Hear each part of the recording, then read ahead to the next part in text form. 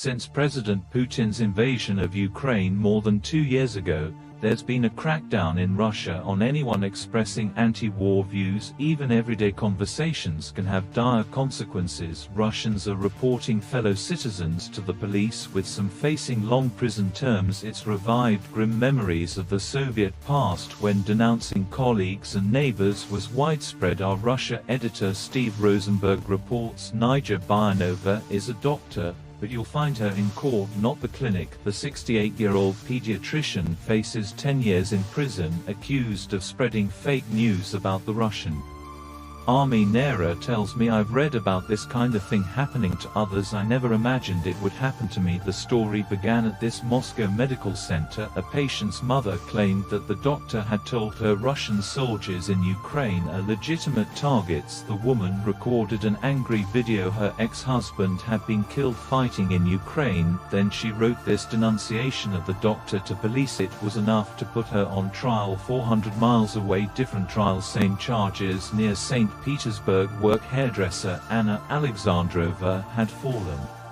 out with her neighbor Anina over a plot of land in their village. Their family feud led to Anna being reported and accused of posting messages critical of the war in Ukraine. She faces up to 15 years in prison. Any regrets from the other side? I feel sorry for her, says Irina's mother Natalia. I don't want her to get a long sentence. I want her to receive a just punishment, says Irina. Across the country, there are reports of Russians informing on Russians. One thing Russia's war in Ukraine has done here is turbocharge the hunt for internal enemies, for alleged traitors, and it's in this atmosphere of us against them that you get neighbor snitching on neighbor, students informing on their teachers, professors on students, and even parishioners denouncing priests. But one thing, Stalin did not give them their freedoms. Sounds familiar? Under Soviet dictator Joseph Stalin, denunciation was actively encouraged. The prison camps, the Gulag, were full of victims who've been snitched on by their fellow citizens. What I find really remarkable is how quickly Russian genetic memory has come back. How things that people who didn't live in those times suddenly act as if they did.